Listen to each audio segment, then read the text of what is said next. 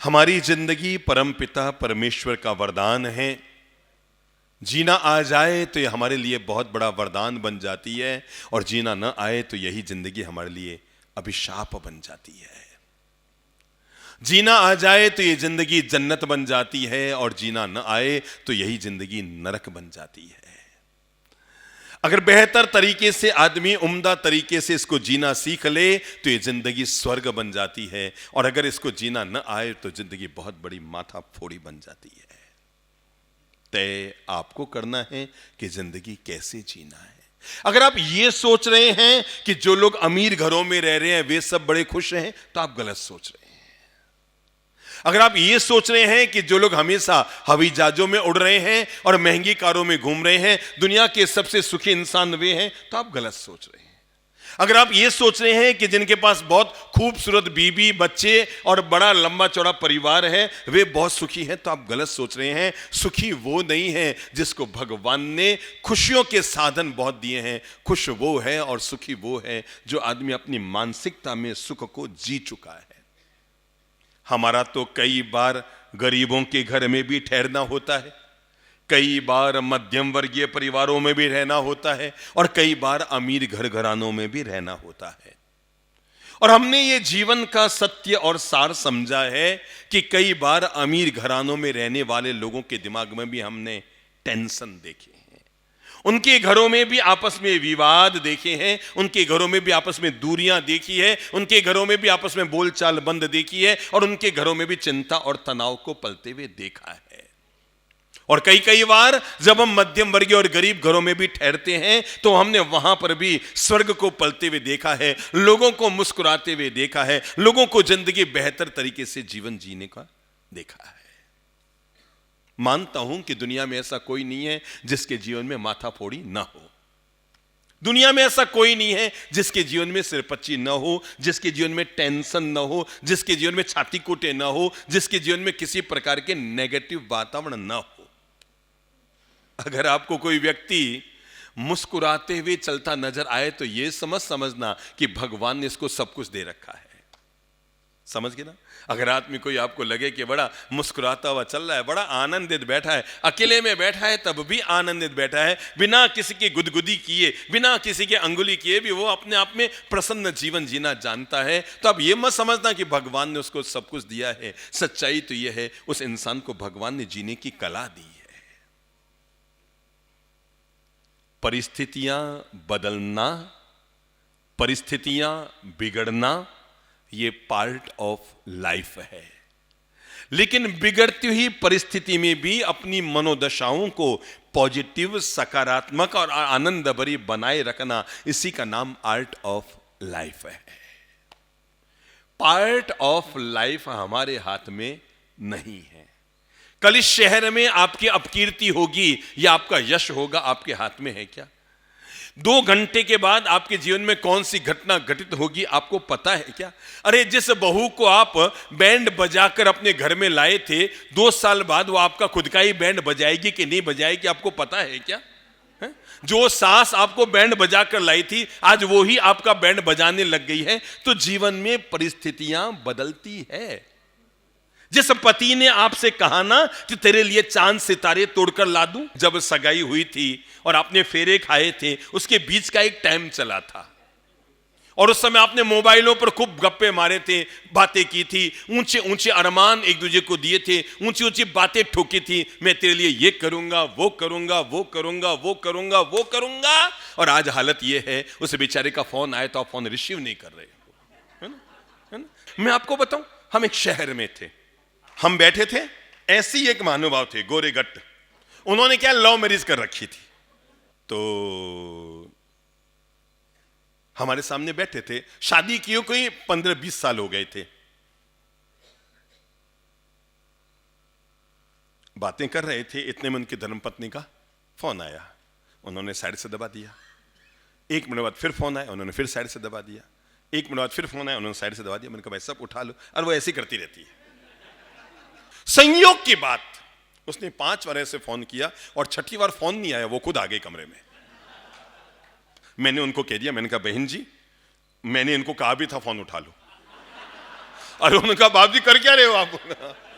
मैं आपको चतुर्मास के लिए लेकर आया, आप मेरा क्रियाक्रम कर रहे हो, मैं आपका कार्यक्रम करा रहा हूं। हुआ यह था कि वो बहन जी नीचे ही खड़ी थी, हम ऊपर थे, और वो ये पता करना था कि उनके पतिदेव ऊपर आ गए तो मैं ऊपर चढ़ूं और नहीं तो उनकी इंक्वायरी करूं, और वो बार बार फोन कर रही थी। जीवन में तब मुझे पता लगा, कभी हम कहते हैं मैं तेरे बिना जी नहीं सकता, एक दिन क्यों जिंदगी मोड़ लेती है जब हम उसी को कहते हैं मैं तेरे साथ जी नहीं सकता। गुजराती में एक बड़ी प्यारी पंक्ति चलती है, और वो है कि लड़के की जब सगाई होती है ना तो वो कहता है तारा वगर मारे फावतू नथी। है कोई गुजराती है यहां पर? तारा वगर मारे फावतू नथी એટલે तेरे बिगर नहीं जमता। वो गीत है ना हिंदी में भी, वो साथी रे तेरे बिना भी क्या, बस बिल्कुल वही गुजराती में कहते हैं। मतलब हर सगाई शुदा लड़का अपनी होने वाली पत्नी को ये कहता है तारा वगर मारे फावतू नथी, तारा वगर मारे फावतू नथी। गजब का चमत्कार होता है, और 2 साल बाद वही लड़का उसी लड़की को बोलता है तारा जोड़े मारे फावतू नथी। शब्द वो के वही है, नथी भी वही है, फावतू भी वही है, तारा भी वही है, बस फर्क ये हो गया पहले कहता था तारा वगर मारा फावतू नथी, अब वगर की जगह नया शब्द आ गया तारा जोड़े मारे। तो एक बात जिंदगी में मानकर चलना कि जो भी व्यक्ति आपको ऊंचे अरमान दिखा रहा है ना, एक बात मानकर चलना, हवाई जहाज कितना भी ऊंचा चला जाए अंततः तो उसको जमीन पर ही आना है। परिस्थितियां हमारी बिगड़ेगी, हमें बिगड़ती ही परिस्थितियों का सामना करना है। आपको पता है हमारी बातें इंसान की जिंदगी में चमत्कार क्या करती है? लोग हमें कहते हैं साहब आपकी बातें हम रोज सुन रहे हैं। कल ही एक बहन जी आए थे, पति पत्नी, उन्होंने कहा साहब रात को 12-12 1-1 बजे तक हम लोग केवल आपके प्रवचन यूट्यूब में चलाते रहते हैं, सुनते रहते हैं, यूट्यूब में चलाते रहते हैं, सुनते रहते हैं। कई बार तो कहते हैं कब पता नहीं रात की 3 बज जाती है, एक प्रवचन खत्म हुआ फिर मन भरता नहीं, एक और शुरू, फिर एक और शुरू कर देते हैं। मैं आपको बताऊं कि ये बातें इंसान के लिए क्यों उपयोगी बन रही है, क्योंकि इन बातों ने इंसान की मनोदशाओं को बदला है। कि परिस्थितियां बदलेगी पर इन परिस्थितियों में हमारी मनस्थिति कैसी रहे, परिस्थिति को रोकना तो मेरे हाथ में नहीं है, न मेरे हाथ में है न आपके हाथ में है। आप और हम क्या बदलेंगे? महावीर की परिस्थिति बदली थी, बहुत बदली थी, बहुत परिस्थितियां बदली थी। राजमहल में थे ना तो किसी की औकात है कि उनके सामने आंख भी ऊंची कर सके। राजमहल में थे ना तो उनके पांव में कभी कांटा चुभना तो बहुत दूर की बात है, उनके पांव के तले हमेशा मखमल के गलीचे लगे रहते थे। राजमहल में थे ना तो उनके इशारे पर पूरा राजमहल हिलता था। अरे वही व्यक्ति परिस्थितियां जीवन में कैसे बदलती है। संत बनते हैं, कोई कान में कील ठोक रहा है, कोई उन पर चाबुक चला रहा है, कोई उनको औंधा करके पानी में लटका रहा है, कोई रात भर उन पर प्रहार कर रहा है, कोई रात भर उनको प्रताड़ित कर रहा है, कोई उनके पांव में डंक मार रहा है।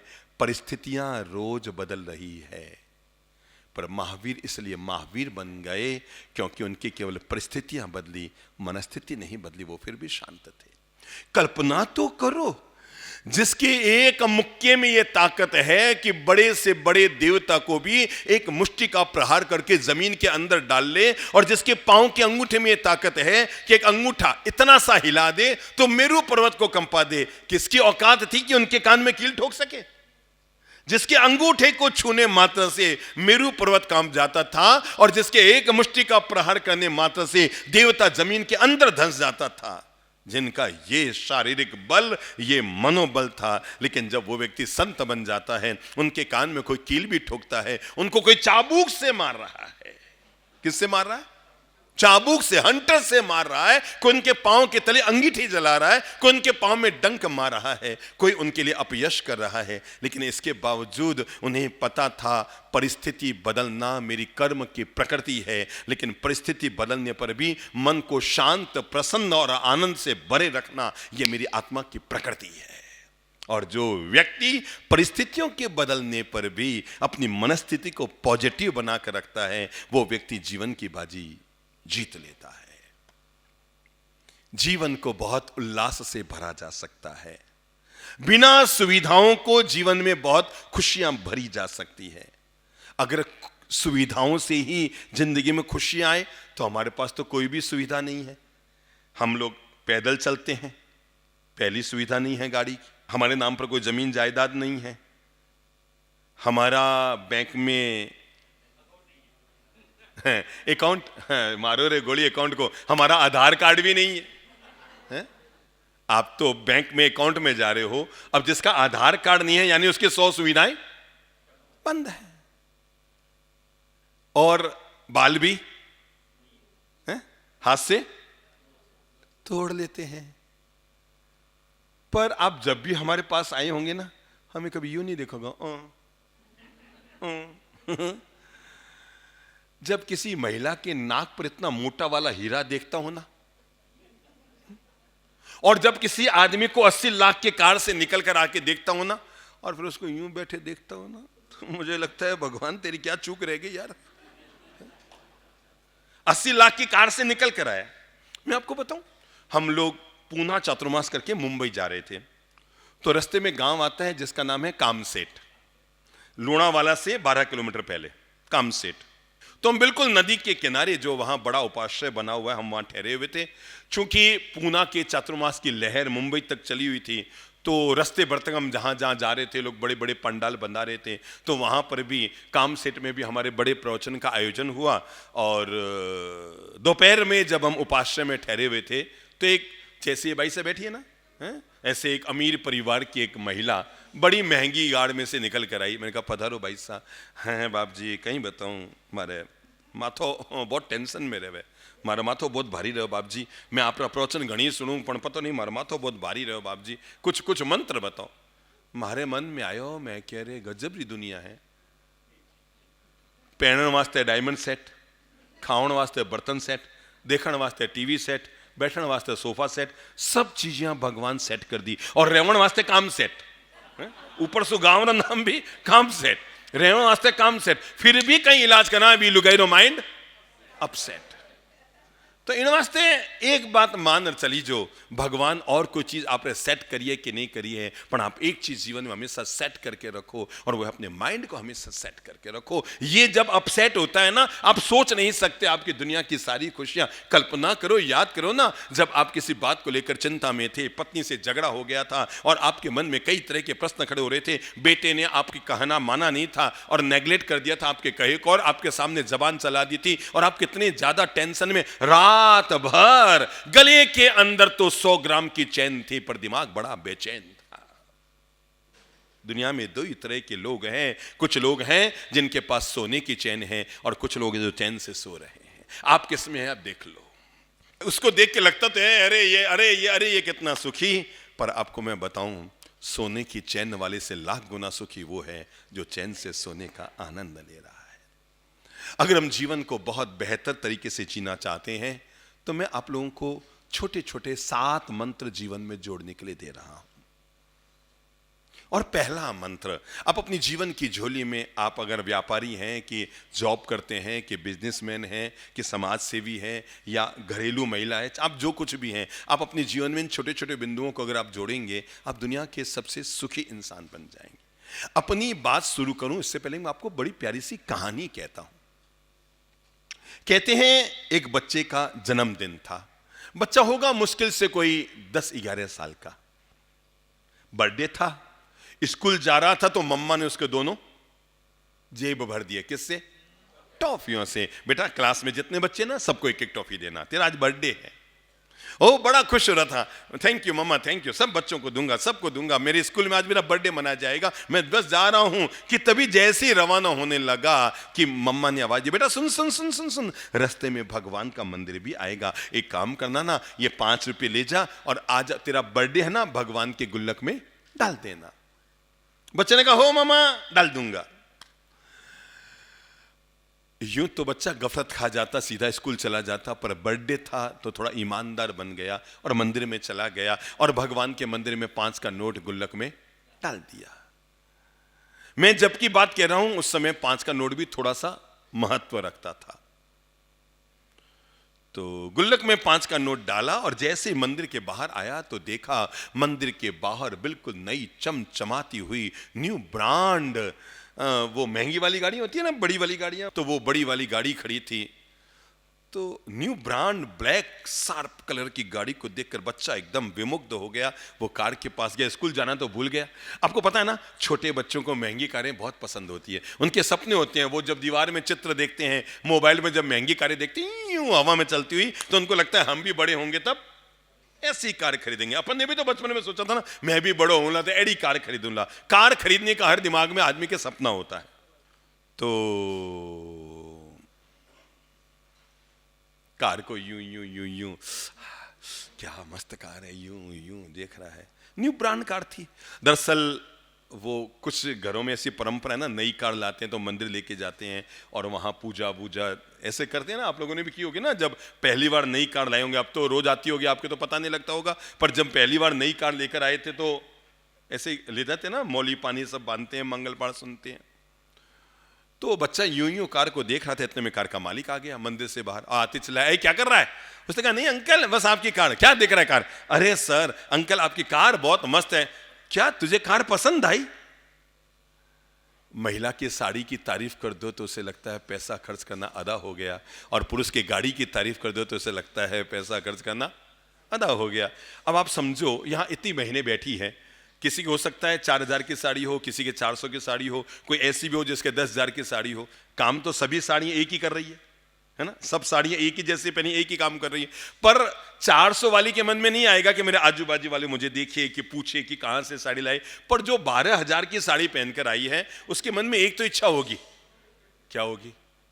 हाँ खड़े हो भाई साहब, हैं?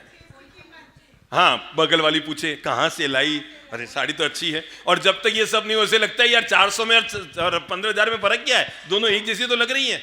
4 लोग पूछें तो उसको बड़ा अच्छा लगता है। महंगी साड़ी महिला की बहुत बड़ी। एक बार हम बेंगलोर में थे, तो महानुभाव अभी यहाँ एग्जीबिशन ग्राउंड में आए भी थे। तो एक अमीर परिवार की धर्मपत्नी को मैंने खड़ा किया, मैंने पूछा बहन जी आपके पास कितनी साड़ियाँ हैं? उसने कहा बाप जी 700-800 साड़ियाँ हैं। तो बगल वाली पास में उसका बाप जी झूठ बोल रही है, 1000 से भी ज्यादा है। तो मैंने मुंह से ऐसे कह दिया, मैंने कहा चलो बहन जी 1 साल तक नई साड़ी नई खरीदने का नियम ले लो। उसने कहा बाप जी आप बोलो तो मैं 28 कर लूं। क्या हम लोग एक बार इंदौर के शीतला माता बाजार है ना, इंदौर में, नाम सुना है? कोई इंदौर गए होंगे तो वहां साड़ियों का बहुत बड़ा मार्केट है, जहां कांच का मंदिर है उसके पहली वाली रोड शीतला माता बाजार कहते हैं उसको। तो वहां पूरा का पूरा मार्केट महंगी महंगी साड़ियों का है। तो एक भाई साहब, मतलब सिर के बाल भी आधे उड़े हुए थे, इस उम्र के थे, और अपनी पत्नी के हाथ में यूं हाथ डालकर, मतलब यूं नहीं, कैसे, यूं अंगुली में अंगुली यूं यूं हाथ डालकर चल रहे थे। हम पीछे पीछे आ रहे थे। मैंने उनको देखा तो मुझे थोड़ा सा अटपटा लगा। मैंने कहा बड़े बाजार में ठीक है, कोई छोरा छोरी ऐसे चले तो बात जमती है। अब दिखने में 60-65 साल के, बाल धौड़े हो गए हैं, और यूं हाथ में हाथ डाल के चल रहे हैं। मैंने कहा जैसी जिसकी मर्जी भाई, अब दुनिया कैसी चल रही है, अब दुनिया को कुछ कहने का तो जमाना रहा ही नहीं। वो पति पत्नी हमसे आगे चल रहे थे। तो आधा 1 मिनट के बाद हम आगे हो गए और वो पति पत्नी पीछे हो गए।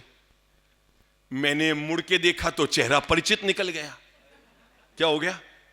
और उन्होंने झट से याद कहा, ओ बाप जी मत्थे बंदा है, बाप जी मत्थे बंदा है। बाप भरे बाजार में हैं 60 साल के होने आए हो और ये पत्नी के हाथ में यूं हाथ में हाथ डाल के चल रहे हो, कुछ ज्यादा ही प्यार व्यार आ रहा है। उन्होंने कहा बाप जी सच्ची बताओ? मैं कहा बताओ कि कोई प्यार व्यार नहीं आ रहा है, ये साड़ी की दुकान में ना घुस जाए इसलिए हाथ पकड़ के चल रहा हूं। तो बच्चे ने जैसे ही कहा, अरे अंकल, अंकल का कार पसंद है? अरे अंकल झकास, मस्त कार है आपकी। अच्छा तुझे पसंद? अरे अंकल मस्त कार है। तू किधर जा रहा है? मैं तो अंकल स्कूल जा रहा हूं। किधर है तेरी स्कूल? अंकल मेरी स्कूल तो इधर है। तू इधर जा रहा है तो मैं भी उधर ही जा रहा हूं, चल मेरी गाड़ी में बैठ, मैं तुझे वहां छोड़ देता हूं। अब वो बच्चा जो मध्यम वर्ग के घर में पैदा हुआ, बहुत ध्यान से सुनना इस घटना को, क्योंकि आगे अब जो मैं बातें कहने वाला हूं वो बातें इस घटना के साथ साथ आपको जीवन का मार्गदर्शन देती रहेगी। और वो बच्चा जिंदगी में पहली बार न्यू ब्रांड, जिसका अब तक प्लास्टिक भी नहीं उतरा था सीट का, न्यू ब्रांड महंगी कार में बैठा है और वो अंकल कार को चला रहे हैं और वो यूं यूं यूं यूं खुश हो रहा है, thank you uncle, thank you uncle. क्योंकि उसके घर में तो पापा के पास एक सेकेंड हैंड एक्टिवा थी, बस इसके अलावा और कुछ नहीं था। और वो बड़ा यूं यूं खुश हो रहा है, thank you uncle, thank you uncle. अरे अंकल आज आपने इतनी मस्त, अंकल ये कार कितने की है? मन में आता है ना, कोई महंगी कार में अपन बैठे हैं तो पूछ लेते हैं, भाई साहब ये गाड़ी कितने की है? तो अंकल ने कहा, भैया झूठ नहीं बोलूंगा, मैंने नहीं खरीदी है। आपने नहीं खरीदी? तो मतलब कि भैया आज मेरा 50वां बर्थडे है और आज मेरे बर्थडे पर मेरे बड़े भाई ने मुझे ये कार गिफ्ट दी है। आपके बड़े भाई ने ये नई कार गिफ्ट दी है? कितने की अंकल? बेटा छुपाऊंगा नहीं, ये कार 45 लाख की है। कितने लाख की है? 45 लाख की होती है। होते हैं भाई दुनिया में कई भाई ऐसे जो अपने भाइयों का इस तरह लाड़ प्यार दुलार करते हैं और कहा ये 45 लाख की कार है, पर आज मेरे 50वें बर्थडे पर मेरे बड़े भाई ने मुझे ये कार गिफ्ट दी है। जो लड़का अभी तक यूं यूं यूं यूं यूं यूं यूं यूं कर रहा था वो थोड़ा सा शांत हो गया, चुपचाप गंभीर होकर बैठ गया। तो गाड़ी चलाने वाले अंकल ने कहा, क्या बात है बेटा, तो ये चुप चुप क्यों हो गया? तेरा भी मन करता है ना कि बड़ा होगा तो ऐसी कार लेगा? कहा हाँ अंकल। आप झूठ नहीं बोलूंगा अंकल, मैं आपसे, जब मैं गाड़ी में बैठा था तो मैं उछल कूद कर रहा था और मेरे अरमान थे जब मैं बड़ा होऊंगा खूब पैसे कमाऊंगा और जब खूब सारे पैसे हो जाएंगे तो मैं भी ऐसी वाली कार खरीद कर लाऊंगा। पर अंकल जब आपने कहा कि आपके बड़े भाई ने ये कार गिफ्ट दी है तो मैंने अपने विचार बदल दिए हैं। कहा मतलब कि अंकल अब मैंने ये निर्णय लिया है कि मैं बड़ा होऊंगा, खूब पैसे कमाऊंगा और जब खूब सारे पैसे कमाऊंगा तो मैं भी अपने छोटे भाई को उसके बर्थडे पर ऐसी कार गिफ्ट करूंगा। जिंदगी सोचने के दो ही तरीके हैं मेरे अच्छे भाई बहनों। नंबर एक, पहला तरीका है हम पाने के लिए लालायित है या हम दूसरों को देने के लिए आनंद से भर उठे हैं। जिंदगी आप स्वर्ग में जी रहे हैं कि नरक में जी रहे हैं? अगर आप घर में लुटा रहे हैं समझ लो आपका घर स्वर्ग बन रहा है और चारों भाई की बुद्धि में लूटने की बुद्धि आ गई है, समझ लो अब यह घर नरक बनने वाला है। और जिंदगी में जोड़ने के लिए जो मैं छोटे छोटे मंत्र दे रहा हूं उनमें पहला मंत्र जीवन का यही मानकर चलिए और वह है जीवन में तय कर लो परिस्थितियां बनेगी बिगड़ेगी आएगी जाएगी। हो सकता है ये जो आगे की पंक्ति में बैठे हैं इनमें अधिकांश लोग ऐसे हों जो अच्छे खासे अमीर हों। जो पहली या दूसरी पंक्ति में बैठे हैं हो सकता है उनमें काफी लोग ऐसे होंगे जो अच्छे खासे अमीर हों, पर मैं आपको एक बात सत्य बता दूं, ऐसा नहीं है कि इनके जीवन में उठापटक नहीं आती, ऐसा नहीं है कि इनके जीवन में टेंशन नहीं आती, ऐसा नहीं है कि इनके जीवन में माथाफोड़ी नहीं आती। आपको कैसे बताऊं, जब मंदिर में कोई आदमी गरीब होता है ना वो भगवान से कम मांगता है, अमीर होता है वो ज्यादा मांगता है। गरीब कहता है भगवान बस आज की देनगी कहीं से 500 का जुगाड़ हो जाए बस भगवान ठीक है। अमीर कहता है अरे भगवान वो 13 करोड़ में प्लॉट लिया था जाम हो गया, कोई ना कोई सेटिंग कर, अब वो तो 500 में अटका है और वो अमीर आदमी 13 करोड़ में अटका है। अब आप समझ लो भगवान के सामने ज्यादा बड़ा तो कौन है? आप सोच भी नहीं सकते हैं कि कब कौन क्या कर रहा है। तो जीवन में उठापटक तो आती है। मैंने एक दिन कहा था ना कि ईसीजी की रिपोर्ट कैसी आती है, यूं यूं यूं यूं आती है। बस इसी से जीवन का पाठ समझ लो। जब ईसीजी की रिपोर्ट यूं यूं आती है तो हमें यह बताती है कि तुम जिंदा हो। क्यों? दिल धड़क रहा है, इसकी धड़कन बताती है। मैं भी एक बार ईसीजी की मशीन के सामने था और मेरे भी एक दो यहाँ लगाते हैं दो यहाँ लगाते हैं दो ऐसे ऐसे पाँव में हाथ ऐसा कुछ है ना, मुझे बहुत साल हो गई। तो मुझे डॉक्टर ने बताया साहब ये मशीन बड़ी गजब की है, ये बताती है कि आदमी का दिल कैसा धड़क रहा है। मैं बाहर निकला तो मेरे मन में आया थैंक यू भगवान जी, अभी तक ऐसी मशीन बनी है कि दिल कैसे धड़क रहा है। जिस दिन ये मशीन बन जाएगी कि दिल किसके लिए धड़क रहा है तो कोई ईसीजी के पास नहीं जाएगा। जिस दिन ये मशीन बनकर आ जाएगी कि दिल किसके लिए धड़क रहा है, आदमी मशीन के पास जाएगा तो बोल देगा पत्नी तो नहीं है तू बाहर जा तू बाहर जा।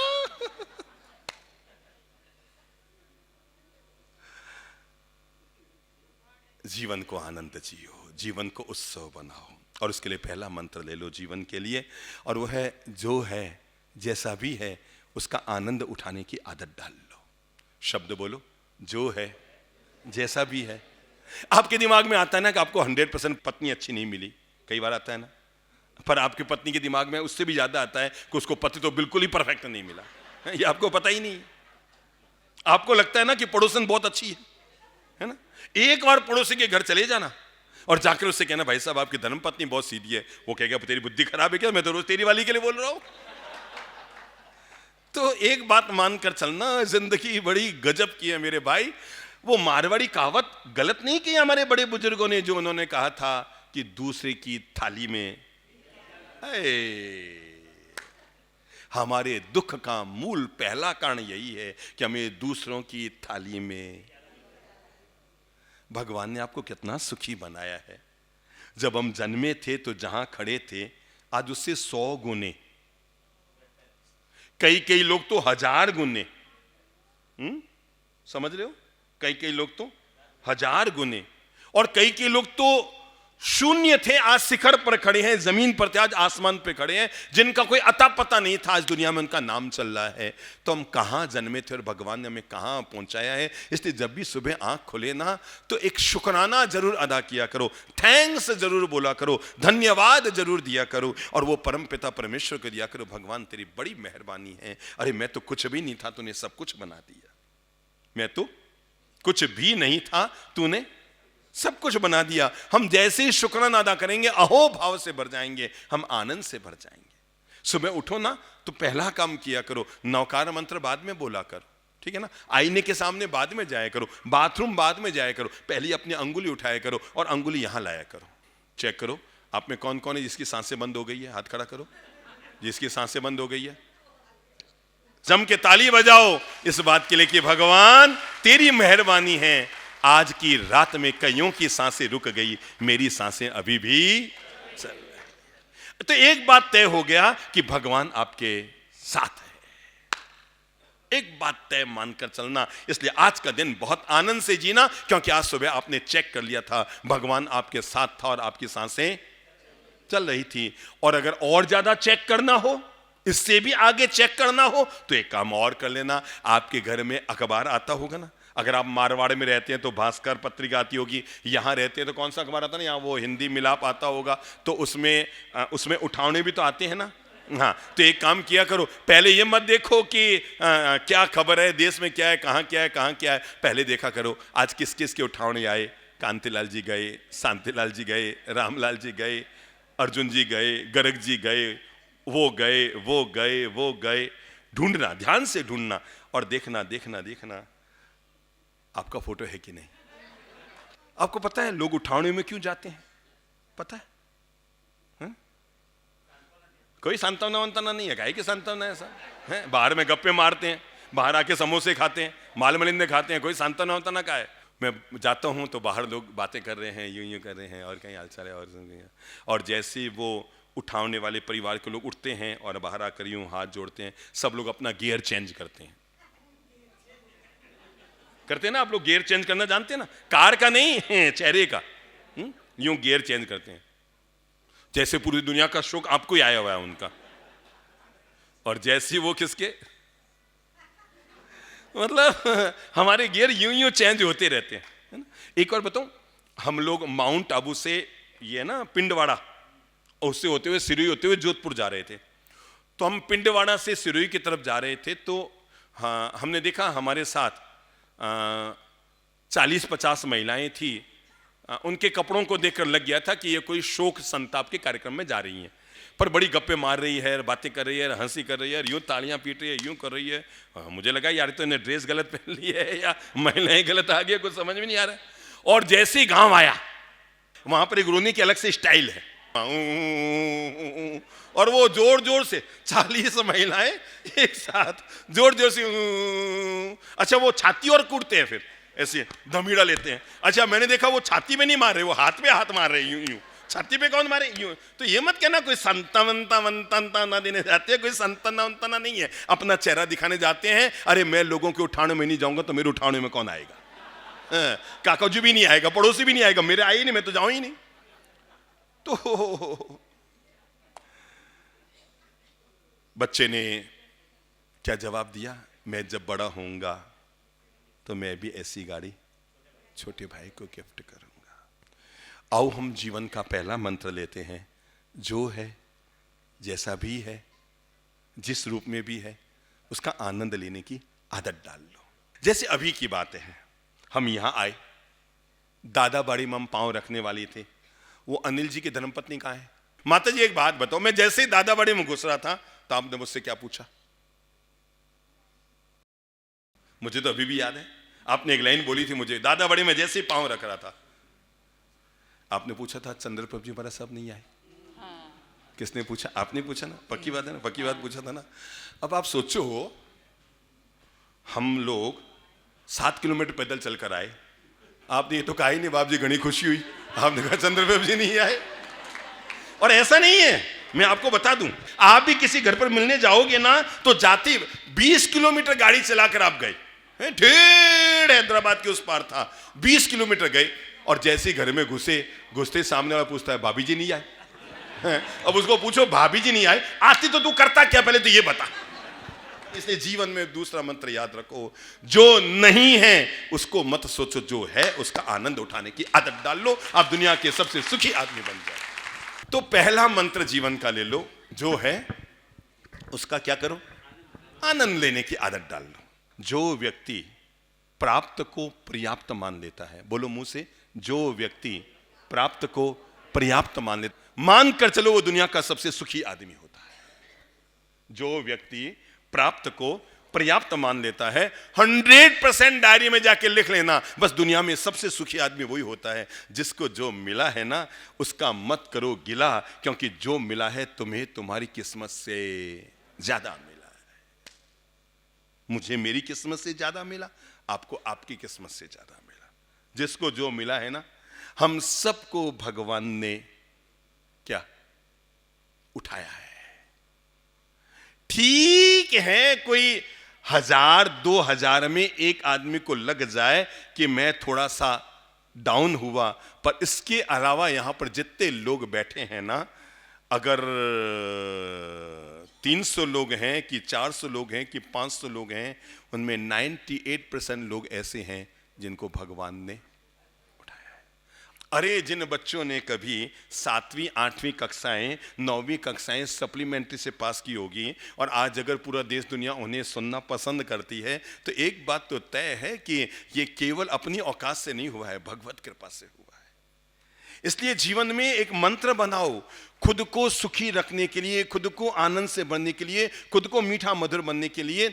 हमारी बातें न तो आदमी का ड्रेस बदलती है, न एड्रेस बदलती है, न परिवेश बदलती है, केवल एक चीज बदलती है, उसकी मानसिकता बदलती है और आदमी रातों रात सुखी हो जाता है। जैसे ही इंसान भी पॉजिटिव अपने मन को बनाता है कि झंझटबाजियां बाहर निकल जाती है। इसलिए अपने आप के लिए पहला मंत्र जोड़ो, क्या है, जो है, जो है, एक बार हाथ यूं करो ना, जो है, हैं? जो है। जिस दिन आप ये मंत्र बना लेंगे उस दिन पड़ोसन का आकर्षण खत्म हो जाएगा। दावा लिख के कहता हूं, जिस दिन आप ये मंत्र अपने जेहन में उतार लेंगे उस दिन आपकी साली का आकर्षण खत्म हो जाएगा। ये मुझे वो वाली क्यों नहीं मिली, मुझे ये वाली क्यों मिली, उस दिन ये जो मन में शिकायत है ना, जीरो हो जाएगी। जिस दिन आप ये दिमाग में मंत्र बना लेंगे, जो है पर्याप्त है, जो है वो आनंद ले लो। जो व्यक्ति उसका आनंद लेता है ना, हर व्यवस्था का आनंद लेता है। मैं बताऊं, मैं जब 20-22 साल का था तो मेरे सिर के बाल उड़ गए थे। तो तय है, हमारे कई भगत भाई बहन, कई साधु साध्वी महाराज जो करीबी थे, वो मुझे कई बार कहते थे, महाराज साहब, गुरुदेव आप एक बार ब्लड की जांच करा लो, आपकी छोटी सी उम्र में ऐसे बाल उड़ रहे हैं। तो मुझे रोज कहते थे। एक बार जब हम पूना में थे, बहुत पहले की बात है, चन्नी चौमासा करके हम पूना आए थे, तो एक साध्वी जी महाराज ने मुझे फिर मुंह पे कह दिया कि महाराज साहब पता नहीं इतने तो किसी के बाल नहीं उड़ते हैं, आपके तो अभी तक जवानी भी पूरी शुरू नहीं हो रही, आपके तो सारे बाल गायब हो गए, आपको तो यहाँ बड़े डॉक्टर हैं पूना में, एक बार आप जांच करवा लो। मैंने तब एक बात कही थी, मैंने कहा महाराज साहब, जो अब बात आप मुझे कह रहे हैं इससे पहले मुझे 200 लोग ये बात कह चुके हैं, पर मेरे मन में इस दृश्य को देखकर बार बार आनंद आता है। उनका मतलब कि साहब मैं जिस धर्म परंपरा में संत बना हूं वहां पर सारे बाल हाथ से तोड़ के निकालने पड़ते हैं। मैंने कहा भगवान की मुझ पर कितनी अहेतु की कृपा है, उसने 90% लोग तो आजीवन मेरी कर दी। मैंने सोचा नहीं, मैंने प्रार्थना नहीं की, मैंने भगवान की मन्नत नहीं की, मैंने भगवान के नारियल नहीं चढ़ाए, मैंने पेड़े वेड़े नहीं चढ़ाए, तब भी भगवान ने मुझ पर अहेतु की कृपा कर दी कि मेरे 90% दोस्त तो मेरे दाढ़ी की लोच में समय लगता है, उससे चौथाई समय में तो सिर के बाल में साफ कर लेता हूं। आप नहीं सोच सकते कि परमात्मा की हर रचना में उसकी कितनी बड़ी कृपा होती है।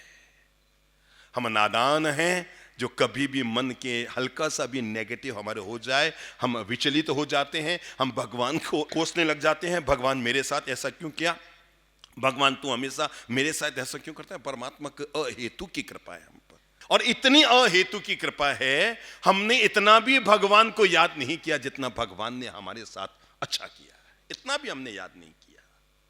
हम में से कई लोग जो आज अरबपति बने हैं, जरूरी नहीं है कि वो रोज 3-3 घंटा मंदिर में बैठे थे भगवान के सामने कि उन्होंने यूं यूं यूं यूं यूं यूं यूं किया था, पर भगवान ने कितने अहेतु की कृपा की, हमारे पात्र में भाग्य से ज्यादा हमारे भाग्य में डाला। अपन कहां पैदा हुए थे? कोई बुसी में पैदा हुआ था, कोई जवाली में पैदा हुआ था, कोई गंगासर में पैदा हुआ था, कोई गोगोड़ा में पैदा हुआ था, कोई अड़ाए में पैदा हुआ था, कोई चोटण में पैदा हुआ था, कोई सांचोर के पास गांव में पैदा हुआ था, कोई जालोर के पास गांव में पैदा हुआ था। कौन सी औकात लेकर हम पैदा हुए थे? और एक चड्डी बनियान भी पूरे हमारे पास नहीं होते थे। आज भगवान ने हमें कहां पहुंचाया? अगर मैं आप सबको अभी खड़ा करूं ना, एक एक अमीर आदमी को, और उसको पूछूं कि याद करो जिस दिन आप या आपके पिताजी पहले दिन हैदराबाद में आए थे तो आपकी क्या हालत थी। आपको याद आ जाएगा, किसी के पास 50 की रुपट्टी थी, किसी के पास 100 रुपये थी, किसी के पास 150, और किन्होंने तो दूसरों से उधार लेकर महीने भर तक, और कई तो ऐसे भी होंगे जिन्होंने धर्म का, जहां पर खाना फ्री में मिलता होगा वहां खाना खाया होगा, और कई तो ऐसे भी होंगे जिन्होंने किसी का आसरा लेकर महीने 2 महीने बिताए होंगे। भाई साहब फोन आया था, भाई साहब मेरा बच्चा आ रहा, उसको आपके घर में महीने 2 महीने रोक देना। हमने सब ने अपने जीवन की ऐसी शुरुआत की है। जब मुंबई में हम थे ना, कोरा के अंदर मैदान में हमारी प्रवचनमाला थी, मुंबई के सब बड़े उद्योगपति हमारे सामने बैठे थे, और हमने एक एक को चंद्रप्रभु जी महाराज ने खड़ा किया था, और 20 लोगों को एक साथ खड़ा किया। याद करो पहले दिन जब आप मुंबई में घुसे थे, आज कोई 1000 करोड़ की पार्टी, कोई 5000 करोड़ की पार्टी, कोई गोल्ड में देश में राजा माना जाता है, कोई ये कोई वो, सब लोग सामने बैठे थे। बड़े बड़े बिल्डर्स बैठे थे, बड़े बड़े फिल्म निर्माता बैठे थे, बड़े बड़े गोल्ड के काम करने वाले लोग बैठे थे, उन्होंने सबको खड़ा किया एक साथ। याद करो पहले दिन जिस दिन आप मुंबई उतरे तो आपकी क्या हालत थी। एक ने कहा, गुरुदेव, जो उस समय 1000 करोड़ से बड़ी की पार्टी था मुंबई में, उसने कहा पहले 7 दिन तो मैंने बोरीवली में यहां पर फ्री में खाना मिलता था, मैंने वही खाना खाया था।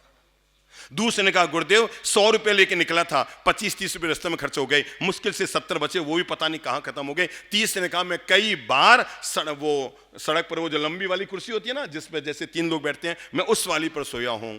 हम सबकी शुरुआत वैसी हुई है।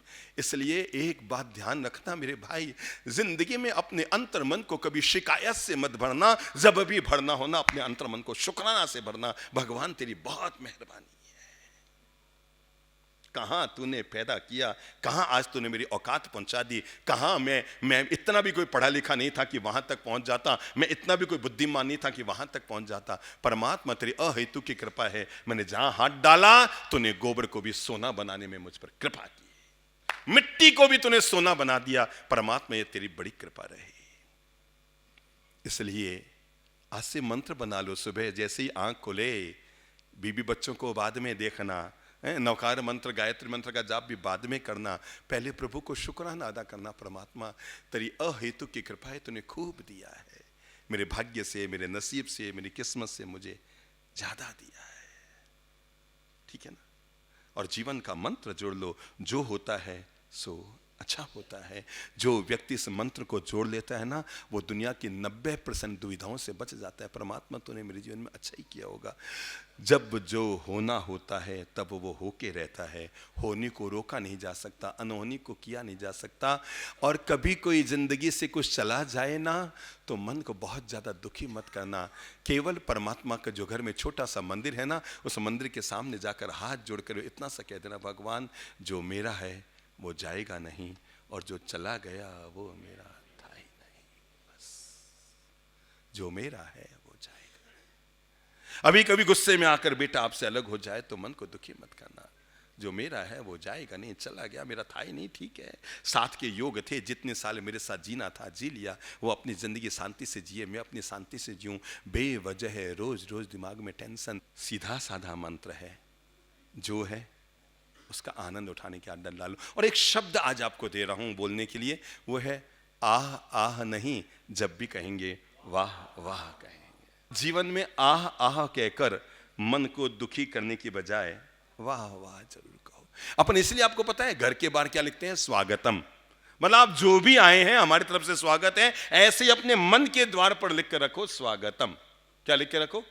स्वागतम। और स्वागतम का मतलब ये नहीं कि जो मन चाहे लोग आए उनका स्वागत है, जो अनचाहे आगे उनका भी स्वागत है, जिनको हम पसंद करते हैं उनका भी स्वागत है, जिनको हम पसंद नहीं करते उनका भी स्वागत है, जो मन के अनुकूल हो गया उनका भी स्वागत है, और जो मन के प्रतिकूल हो गया उसका भी स्वागत है। जब हमारे मन के अनुकूल हो जाए तब तो हम बड़े खुश होते हैं, आए आए आए मेरे देख, मैंने ये किया, मैंने वो किया, मैंने ऐसा किया, मैंने वैसा किया। और जैसे ही थोड़ा सा मन के प्रतिकूल हो जाए हमारा दिमाग हिल जाता है, मेरे साथ ऐसा क्यों हो गया, मेरे साथ ऐसा क्यों हो गया।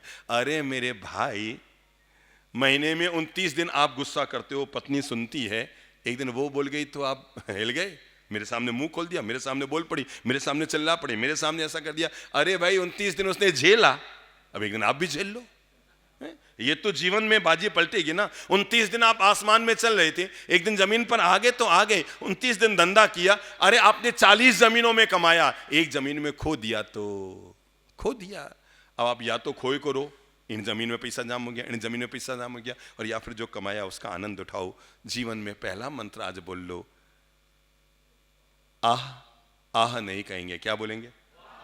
बोलो ना एक बार, बोल वाह वाह कहेंगे, खुश होकर बोलो ना, वाह वाह कहेंगे, वाह भाई वाह वाह भाई। सुबह उठते ही परमात्मा को बोलो, वाह वाह भगवान तेरी कृपा है। ओ भाई साहब ओवर एक्टिंग मत करो लोग समझ जाएंगे ललित प्रभु जी का पढ़ाया हुआ है ना? वो एक भाई साहब क्या हुआ, प्रवचन सुन के घर गए, रोज तो कहते थे कैसा खाना बनाती है, कुत्ते भी नहीं खाए, कुत्ते भी नहीं खाए, कुत्ते भी नहीं खाए।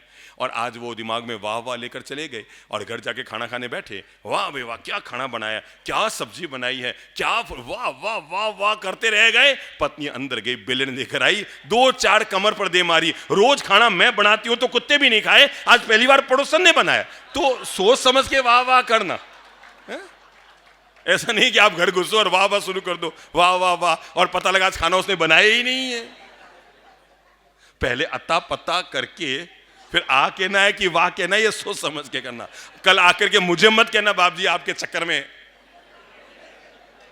अगर जिंदगी को आनंद भरा जीना है, जीवन को मुस्कान भरा जीना है, जीवन को प्रसन्नता भरा जीना है, तो एक मंत्र 24 घंटे जीवन में जोड़कर रखो। मैं कभी जीवन में आह आह नहीं कहूंगा, मैं हमेशा जीवन में बोलो ना वाह वाह वाह।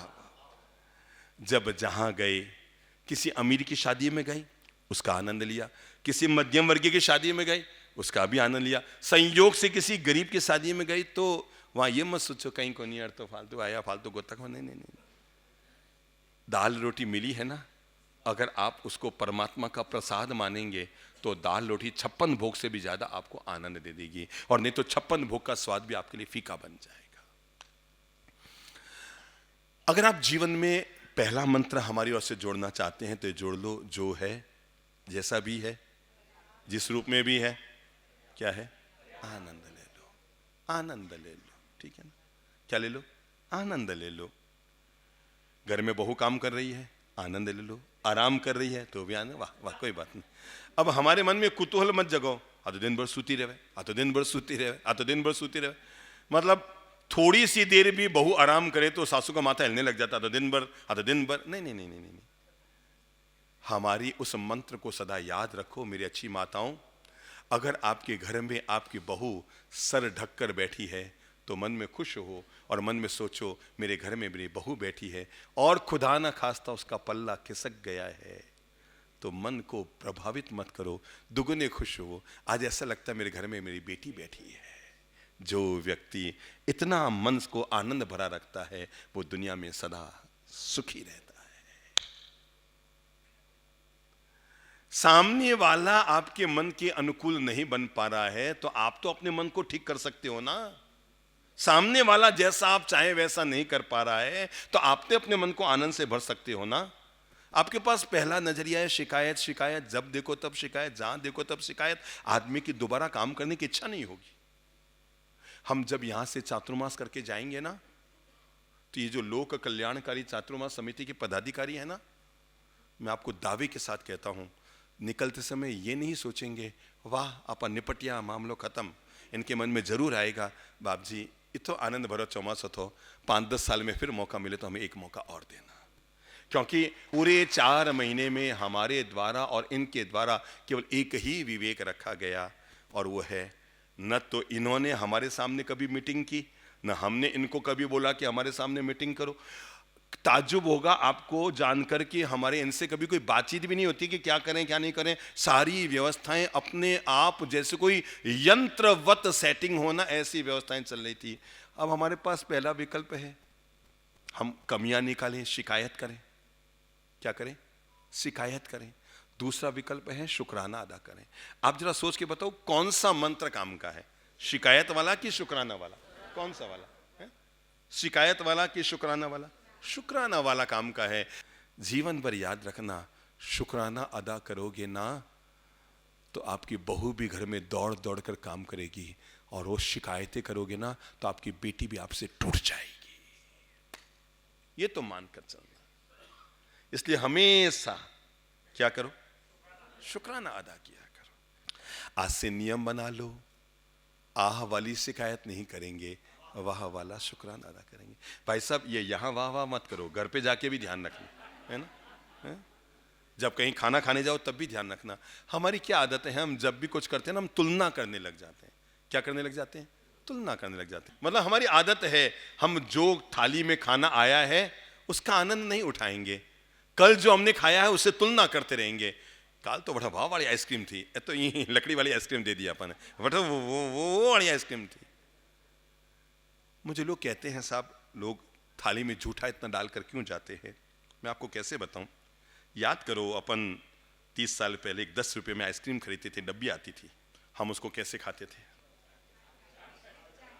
नहीं, एक चीज याद करो जो आपको याद नहीं आ रही है। नहीं, हाँ, ये भी उन्होंने सही कहा, पर उससे भी ऊपर याद करो, उसका जो ढक्कन होता था ना, ढक्कन को भी चाटा करते थे, है ना? ढक्कन को भी याद है ढक्कन को भी।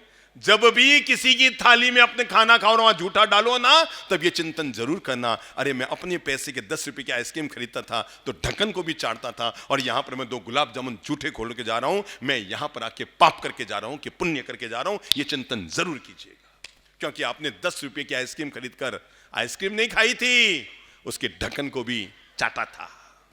दुनिया में आदमी को ध्यान रखना चाहिए, जितना मेरे पैसे का मूल्य है, क्या? जितना मेरे पैसे का मूल्य है उतना ही सामने वाले के पैसे का भी मूल्य है। इसलिए जीवन में नियम रखा करो, कहीं भी खाना खाओ ना तो झूठन मत डाला करो। क्यों? क्योंकि आपके धन का जितना मूल्य है उतना ही सामने वाले के धन का भी मूल्य है। अगर आप दूसरा मंत्र जीवन में लेना चाहें तो ले लीजिए, और वो है, बहुत सीधा साधा मंत्र आपको दे रहा हूं, पर एक बात है, आपकी जिंदगी स्वर्ग बन जाएगी फाइनल, और वो है संतुष्ट रहने की आदत डाल लीजिए। मुंह से बोले तो एक बार, संतुष्ट रहने की। क्योंकि अपन ने बचपन में सुन रखा है अपने बाप दादों से कि दुनिया में सबसे बड़ा सुखी कौन? कि संतोषी। पापा जी उन समय 1 प्लॉट और ले लें तो कहीं तो मारा 2 प्लॉट हिस्से आया, मैं 2 प्लॉट तोड़ने गया। अरे जो जब होना था सो हो गया, आज जो तेरे पास है उसका आनंद ले, जो हाथ से निकल गया उसका शोक मत कर। मैं कई बार कॉलोनी में चलता हूँ ना, तो लोग मुझे कहते हैं, बाप जी और भी प्लॉट मारी थो, और भी मारी थो, पता नहीं मारी कहीं बुद्धि आई, खाली 1.5 लाख में बेच दियो, आज जो 17 लाख रहे। मैं कैसे बताऊं, आज आप दुखी हो रहे हैं कि 1.5 लाख में बेच दिया, पर जिस दिन आपने 1.5 लाख में बेचा था उस दिन आप बड़े खुश हो रहे थे, और है तो 1.25 लाख में चूनो लगा, 1.5 लाख में बेच दिया, है ना? उस दिन आप बड़े यूं हो रहे थे, आज आप गालियां निकाल रहे हैं, हमारी बुद्धि मारी गई, मैं इन्हें 1.5 लाख में बेच दिया, मैंने 1.5 लाख में, आज 70 लाख हो गया। हम एक बड़े बिल्डर्स के यहाँ ठहरे हुए थे, तो उन्होंने जहां कॉलोनी काटी थी तो 3-3 लाख में प्लॉट बेचे थे, और कुछ साल के बाद उन्होंने वहां 3.5 करोड़ में खरीदा प्लॉट वापस, उसी मालिक ने, उसी कॉलोनी में, अपनी ही कॉलोनी में। मैं क्या, जब थाने मालूम थी कि आज 3 लाख की जमीन 3.5 करोड़ में होने वाली है तो थे बेचिया क्यों? मैं के बाबूजी बेचता नहीं तो आज ये 2.5 लाख की हो जाती। या आगे बिक बिक के इनकी रेटें बढ़ती है, आगे से आगे जमीन जाती है, लोग आते हैं तो जमीन बढ़ती है, नहीं तो खेत का खेत पड़ा रहता है। तो जब जिसकी जो किस्मत में है ना, वो भगवान ने वो दिया है।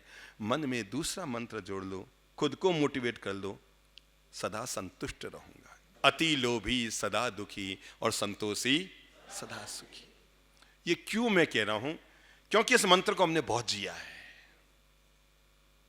और ऐसा नहीं है कि गरीब आदमी इस मंत्र को जोड़े, अमीर से अमीर आदमी भी मंत्र ये जोड़ के रखे, संतोषी सदा सुखी।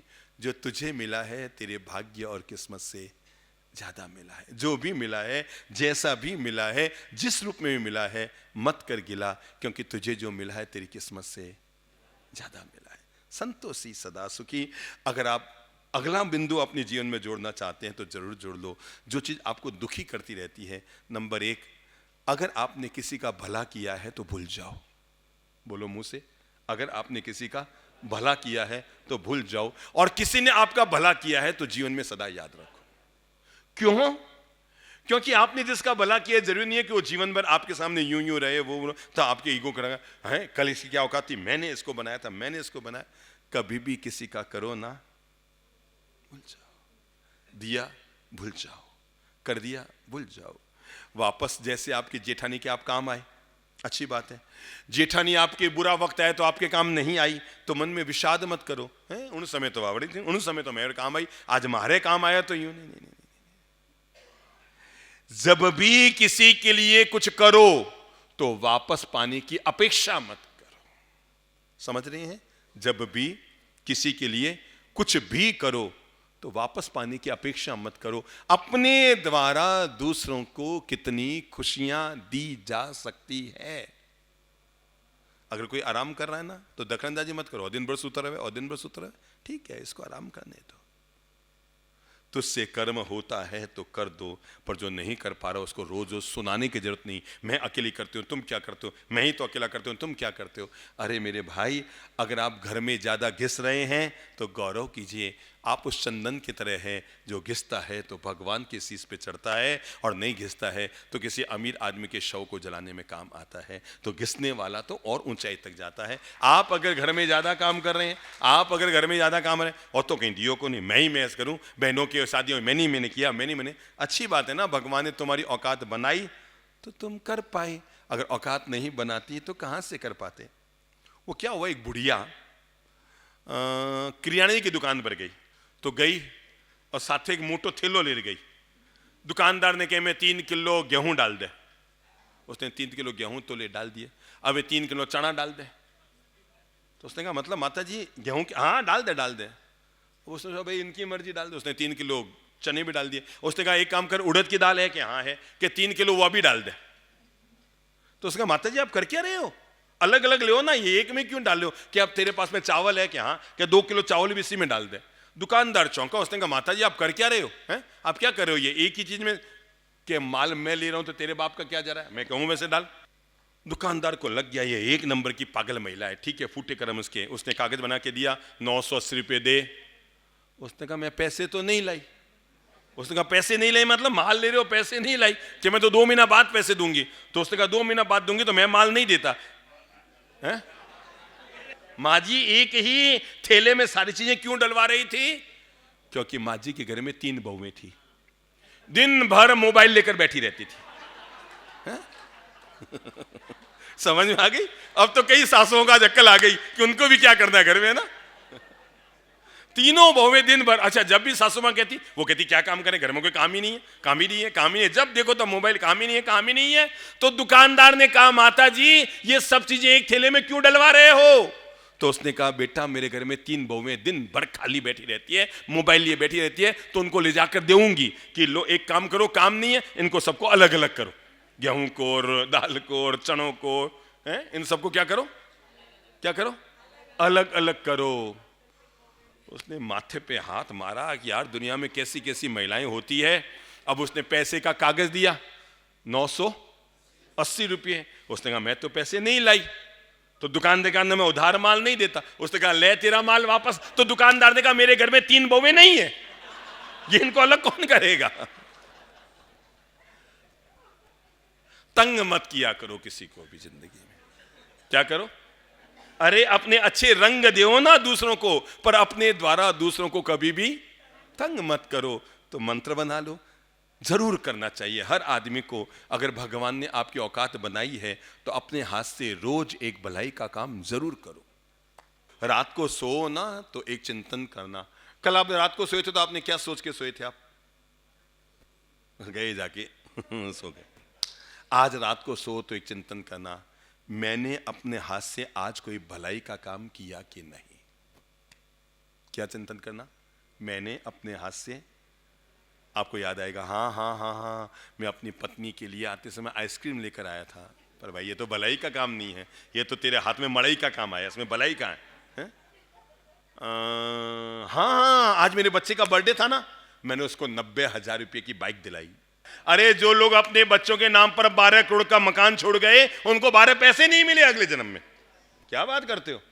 कुछ नहीं आएगा जाएगा, हाँ ध्यान रखना।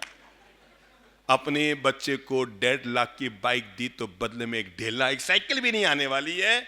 अब मैं आपको बताऊं, आपके बच्चे का बर्थडे था और आपने अपने बच्चे को बर्थडे पर 100 लोगों को होटल में लेकर गए, 500-500 की थाली खिलाई, सब किया। बदले में आपको निमंत्रण कार्ड तो आएगा जब किसी और का बर्थडे होगा, तो आपको पर अगले जन्म में मिलेगा भाई, सब मिलेगा। सब बोलो तो, यस नो मिलेगा नहीं।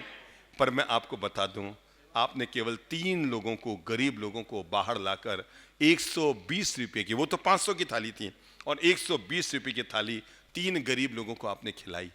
अब आप सभी लोग जवाब देना, अगले जन्म में इसके बदले में मिलने की संभावना है कि नहीं? इसलिए मेरे भाई, भलाई करो, भलाई, क्योंकि जिंदगी का सार है भलाई, वैसे ही जैसे दूध का सार है। अपने हाथ से भलाई करो, भलाई। तो रात को सो ना तो एक चिंतन करना, आज मैंने अपने हाथ से कोई भलाई का काम किया कि नहीं किया। रात को जब सो ना तो एक चिंतन जरूर किया करो, आज मेरे हाथ से कोई भलाई का काम हुआ या नहीं हुआ। अब भीतर से जवाब आएगा हुआ, तो दूसरा संकल्प करना, जैसे आज मैंने भलाई का काम किया वैसे कल भी। क्या बात है, क्या बात है, ताली बजाओ। हैदराबाद के लोग बड़े उदाहरण हैं, कितना अच्छा जवाब दिया कि आज मैंने भलाई का काम किया तो कल भी जरूर करूंगा। अब खुदा ना खास्ता आज भलाई का काम नहीं कर पाए तो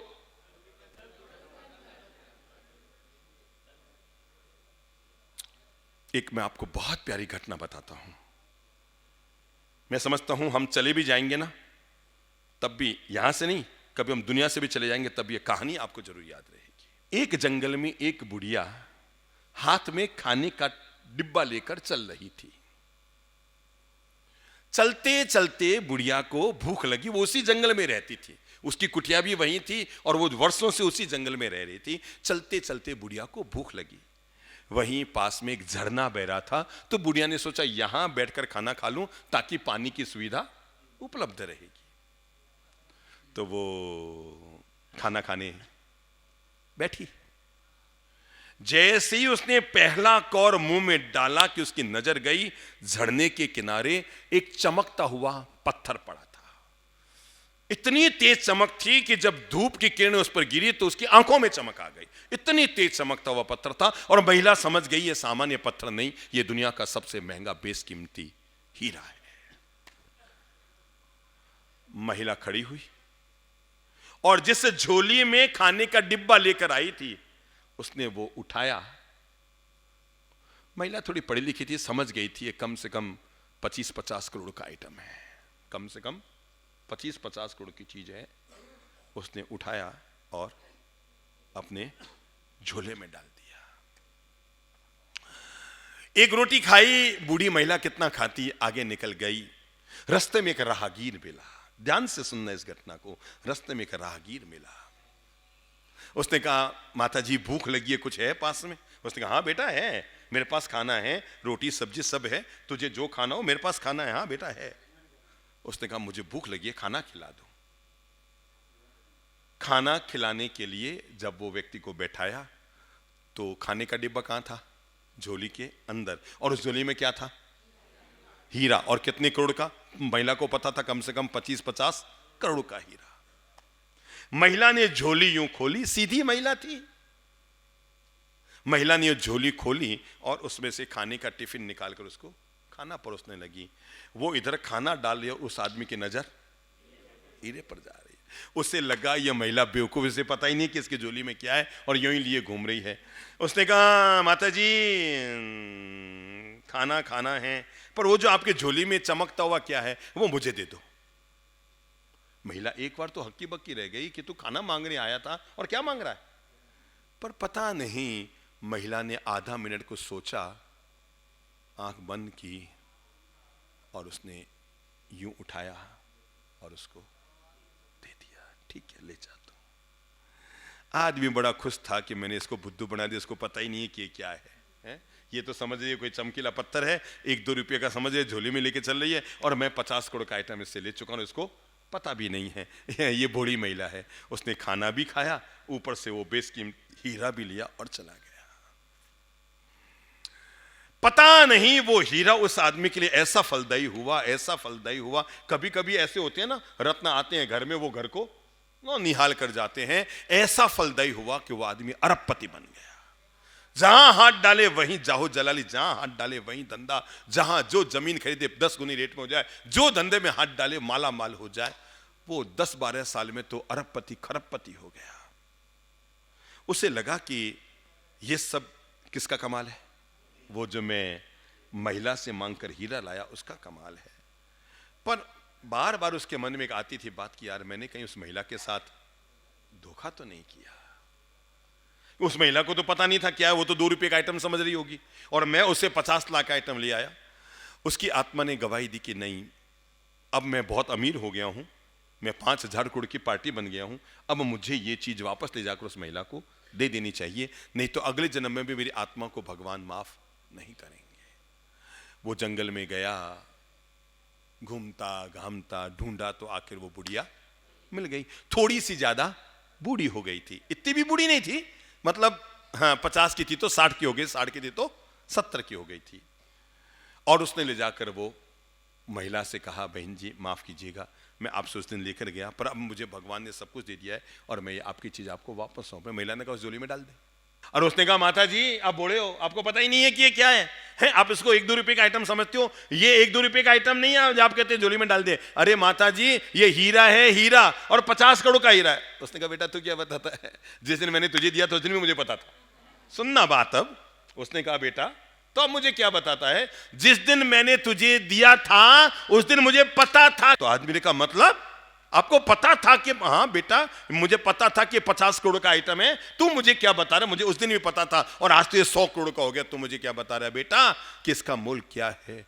आदमी हक्का बक्का रह गया। मतलब महिला को पता था कि 50 करोड़ का आइटम है, तब भी आधा मिनट में निकाल कर मुझे दे दिया, एक बार भी मुंह खराब नहीं किया, एक बार भी चेहरा नहीं बिगाड़ा। उसने कहा माता जी जब आपको पता था कि 50 करोड़ की चीज है, आपने मांगते ही मुझे दे दी, मतलब आपके मन में कुछ नहीं आया कि मैं इतनी बड़ी चीज मांग रहा हूं? नहीं बेटा नहीं आया। जब मैंने तुझे कुछ दिया था तो मुझे इससे भी बेशकीमती चीज मिली थी। अब सुनना, ये एक ही पंक्ति आपके पूरी जिंदगी भर के लिए रामबाण दवा का काम करेगी। और तब उसने कहा मेरे प्यारे बेटे जब मैंने तुझे 50 करोड़ का हीरा दिया था तब मुझे पता था, तुझे पता था कि मुझे पता नहीं है, पर मुझे पता था कि मुझे पता है, और मैंने तुझे 1 सेकंड में दिया था बेटा। जब मैंने तुझे ये चीज दी थी ना तब मुझे भी कुछ मिला था। उसने कहा माता जी आपको क्या मिला? कहा बेटा मुझे देने का सुख मिला था, और तुझे नहीं पता देने का जो सुख होता है ना उसके सामने 50 करोड़ का हीरा पानी के बराबर होता है। वो जो मुझे सुख मिला था ना, आज लेने में वो सुख नहीं मिल रहा है। तू लाया, मैंने रख दिया, ठीक है डाल दे, पर उस दिन मैंने दिया था तो मुझे पहली बार गौरव का अनुभव हुआ, रे बुढ़िया तुम 50 करोड़ का भी दान दे सकती है। जो मुझे देने का सुख मिला मेरे प्यारे बच्चे, वो सुख मुझे मेरे पास ये हीरा रहता तो कभी नहीं मिलता, जो मुझे देने का सुख मिला। और तब उस आदमी को पता लगा कि जिंदगी में कमाने में सुख होता है, पर उससे लाख गुना सुख तब होता है जब आदमी उसे देता है। अरे कमाने का आनंद तो तुम अकेले उठाते हो, पर जब देते हो तो पूरी दुनिया तुम्हारा आनंद उठाती है। सुरेंद्र बाबू खड़े हो जाओ। आपके कितने सुपुत्र हैं? 1 सुपुत्र हैं। तो तय है कि आपकी जितनी भी संपत्ति है सारी संपत्ति उसी को जाएगी, पक्की बात। जो आप करें उसके नाम तो भी, और ना करें तब भी उसके नाम ही जाएगी। तो जो आदमी जाने से पहले अपनी सिर्फ संपत्ति अपने 2 बच्चों या 1 बच्चे को देकर गया है, तो उसके मरने के बाद उसको कौन लोग याद करेंगे? वो एक बच्चा याद करेगा, पापा जी छोड़ गया पापा जी। और वो भी कभी कभी शिकायत बढ़ जाएगा, ये बगल वाला प्लॉट पापा जी और खरीद लेते, उनके काको जी का क्या जा रहा था, एक बगल वाला और बाटिया हाउस तो अपना हो जाता, अभी बाटिया गार्डन पापा जी ने उसमें ले लिया तो बड़े पापा के चला गया, अपना हो नहीं पाए। ये 17 तरह के नाटक दिमाग में आएंगे, ठीक है। जो भी नादान लोग अपनी पूरी संपत्ति अपने 2 बच्चों के नाम, 3 बच्चों के नाम, 1 बच्चे के नाम छोड़कर जाते हैं, उनके दुनिया से जाने के बाद केवल वो ही लोग याद करते हैं। पर जो लोग उसमें से 10% हिस्सा भी नगर के नाम लगा देते हैं। उसको जानने के बाद अगर आपने उसमें से 20% भी, 2 यहाँ पर धर्मशालाएं बना दी, 2 वृद्धाश्रम बना दिए, 1 अनाथालय बना दिया, 1 परमात्मा का मंदिर बना दिया, 1 आपने संतों के लिए कुछ सेवा कर दी, 1 आपने बच्चों की शिक्षा के लिए कुछ कर दिया, 1 आपने चिकित्सा के लिए कुछ कर दिया, इतना करने में 20% खर्चा होगा, इससे ज़्यादा तो नहीं होगा ना। एक बात याद करो, 100% बच्चे के लिए छोड़कर गए तो अकेला बच्चा याद करेगा, पर आपने 20% उसमें से जो मैंने काम किया उसके लिए लगा देंगे। हैदराबाद में अगर 17 लाख लोग रहते हैं तो 17 लाख लोग आपको याद करेंगे। अब आप ही तय कर लो मेरे भाई कि आप अपनी याद केवल एक बच्चे में छोड़कर जाना है, और वो भी कब याद करेगा मालूम है? वो आपका जब श्राद्ध व्राद्ध का कोई दिन आएगा करेगा, बाकी सब कोई किसी के बाप दादे याद है क्या? किसी को आपको अपने बाप दादे याद आते हैं क्या?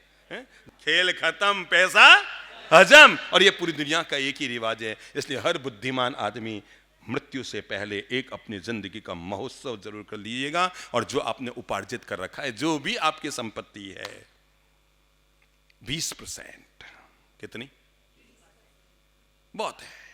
पर मैं एक लाइन आपसे अनुरोध करना चाह रहा हूं, ये मैंने प्रतीकात्मक इनको खड़ा किया, बाकी सब मेरे लिए बराबर है, पर मैं प्रेरणा ये देना चाह रहा हूं, हम जो अपने खा के जाएंगे और अपने बच्चों को देकर जाएंगे, केवल 2 बच्चे, 3 बच्चे, 4 बच्चे, 1 बच्चे याद करेंगे, पर उसमें से एक हिस्सा अगर हमने मानवता के कल्याण के लिए खर्च कर दिया, हम चले भी जाएंगे ना, लोग हमें तब भी याद करेंगे, और लोग कहेंगे ये हमारे शहर का भगवान था, भगवान। अरे ये हॉस्पिटल उनके बनाई हुई है, ये इनके बनाई हुई है, ये इनके बनाई हुई है, और उसका जो भी आंगड़ी या पुण्य होगा वो आजीवन, हर जन्म जन्मांतर तक हमारी आत्मा के साथ लगा हुआ रहेगा। इसलिए अगर परमात्मा ने आपको अमीर बनाया है तो नादानी मत कर लेना कि केवल बच्चों के नाम छोड़ के चले गए, ये नादानी मत कर लेना, ये भूल मत कर लेना, क्योंकि इससे पहले लाखों लोगों ने यही भूल की है। एक बात बताओ, इस देश में कई अमीर लोग गए होंगे, पर हमारा मन थोड़ा सा, भले हम उनको जानते नहीं थे, पहचानते नहीं थे, हमारा कोई जाति का रिश्ता नहीं था, पारिवारिक रिश्ता नहीं था, हमारा कोई उनसे व्यक्तिगत वो कोई रिश्ता नहीं था, कभी आपने उनका मुंह भी नहीं देखा था, पर जब देश से रतन टाटा गए तो मन में कुछ लगा था यार, लगा था ना यार, सच्ची बताओ है? ना तो आपकी जाति के थे, ना आपके धर्म के, ना आपके पंथ के, ना आपके परंपरा के थे, ना आपका धर्म अलग, उनका धर्म, सब कुछ अलग था, आपने उनका हो सकता है चेहरा भी कभी नहीं देखा होगा, पर एक बार लगा था यार देश में से कुछ गया है। क्यों? क्योंकि उसने देश के लिए किया है, बस। इसलिए भगवान ने जो हमारी औकात बनाई है, अगर आपके पास खूब सारी जमीनें हैं तो उसमें से एक जमीन निकालो। भगवान ने आपको अगर खूब सारा सोना दिया है, आपको अभी स्वर्णिम अवसर है, उस सोने को सल्टा कर नई चीज बनाओ, स्वर्णिम अवसर है अभी, है ना? इतना कर लो एक काम कि जो 3 साल पहले आपके पास था आज वो दुगुना हो गया है ना? तो उतना आधा रख लो जो 3 साल पहले था, और जो 3 साल में बढ़ा है वो लगा लो, तो भी भला हो जाएगा। कुल मिलाकर एक बात है, दुनिया को समझाना बहुत सरल है, पर खुद को समझाना, और केवल खुद को ही समझाना है, कुछ नहीं है, कोई फर्क नहीं पड़ता है। माता जी आपका नाम क्या है? ज्योति भाई साहब, आपके पास लगभग कितना सोना होगा? अच्छा, आप वो सारा सोना किसको देकर जाएंगे? बहू को देकर जाएंगे ना, तो अकेली बहू याद करेगी। आपकी बेटी भी है क्या? नहीं है। एक काम जरूर करना मेरी माता जी, अच्छी माता जी, आप बहुत धर्मात्मा महिला है, आज ही घर जाकर केवल इतना सा आत्म मूल्यांकन कर लेना, मेरे पास कितना तोड़ा सोना है? 20, 50, 1 kilo, 1.5 kilo, 2.5 kilo, 3 kilo, 5 kilo, 7 kilo, 8 kilo, 10 kilo या 100 ग्राम, ठीक है, मेरे पास कितना सोना है? 75% उसमें से सोना अपनी बहू के लिए दे देना। एक महिला कितनी भोली होती है, जीवन भर 2-2 ग्राम, 2-2 ग्राम, 2-2 ग्राम, 5-5 ग्राम, 10-10 ग्राम सोना इकट्ठा करती है? जीवन भर इकट्ठा करती है, और एंड में उस बहू के नाम छोड़ के जाना पड़ता है, जो हमें बुढ़ापे में सुख का 1 गिलास पानी भी नहीं पिलाती है। क्या हमारी जिंदगी है यार, गजब है। क्या तो तुम 1000 करोड़ की पार्टी हो, क्या तुम 2000 करोड़ की पार्टी हो? जब तुम बीमार पड़ जाओगे तो कौन सी वाली हॉस्पिटल में तुम्हारे इलाज कराना है, ये भी बच्चे पैसे के हिसाब से सोचेंगे, वहाँ कितना बिल आता है, वहाँ कितना बिल आता है, यहाँ कितना बिल है, वो वाला है ना उसमें तो कम खर्चा है ना, वहाँ इलाज करा लो। अब इनके वो भी तुम्हारे हाथ में नहीं रहेगा कि कौन सी हॉस्पिटल में तुम्हारे इलाज कराना है। देखा है ना कई बड़े बड़े अमीरों का। इसलिए माता जी आप मेरी सीख मानना, और आज 25 ज़्यादा लगे तो 10% सोना ही निकाल देना और इन्हें कह देना, साहब ये मेरा 10% सोना है, वो भली 100 ग्राम हो, वो भली 1 किलो हो, या तो मुझे इसके रुपये ला के दे दो, मैं धर्म में लगा दूंगी, या इसको बेच दो, अभी रुपये बहुत अच्छे आते हैं, उसको लेके धर्म में लगा दो। एक बात ध्यान रखना, पूरा सोना बहू को देकर गए तो अगले जन्म में आप चिकनी रोटी खा पाएंगे कि नहीं खा पाएंगे मुझे नहीं पता, पर उसमें से 10% हिस्सा भी आप मानवता के नाम कर गए तो अगले जन्म में आप सोने के पालड़िए में झूलोगे, इतनी व्यवस्था तो आपकी हो ही जाएगी। और ये मैंने केवल ज्योति जी को खड़ा नहीं किया है, इनके अगल बगल आगे पीछे ऊपर नीचे और चारों तरफ घूम के जो महिलाएं बैठी है सबको ये प्रेरणा दे रहा हूं, जब भी सुधारने की बात हो उसकी शुरुआत कीजिए, पर दूसरों से नहीं। आप भगवान बन जाएंगे, सच्ची कहता हूं। अगर आपने एक छोटा सा मंत्र जीवन के लिए जोड़ लिया है तो आप भगवान बन जाएंगे कि जब भी सुधारने की शुरुआत हो, दुनिया में एक ही व्यक्ति है जो हमें सुधार सकता है और वो हम खुद हैं। जिस दिन हम संकल्प करते हैं कि मुझे सुधरना है, उस दिन आदमी सुधर जाता है। तो मन में एक छोटा सा नियम बना लो, जब भी सुधारने की बात होगी, क्या होगी? उसकी शुरुआत मैं खुद से करूंगा। एक पति पत्नी जीवन भर एक ही काम में लगे रहते हैं, एक दूसरे को सुधारने में लगे रहते हैं। किसमें? पर आप दावा नहीं कर सकते आप में से कोई व्यक्ति की मेरी पत्नी 100% सुधर गई। कोई है माई का लाल जो हाथ खड़ा करे, जो ये दावा कर दे साहब मेरी पत्नी 100% सुधर गई? आपको पता है जिनकी शादी को 30 साल हो गए वो सफल नहीं हुए, पर वो लोग 3 मिनट में काम कर सकते हैं। और वो संकल्प ये लो, आज से सुधारने का काम बंद। बस जिस दिन ये काम आपने कर लिया ना, उस दिन जीवन की बाजी जीत जाओगे।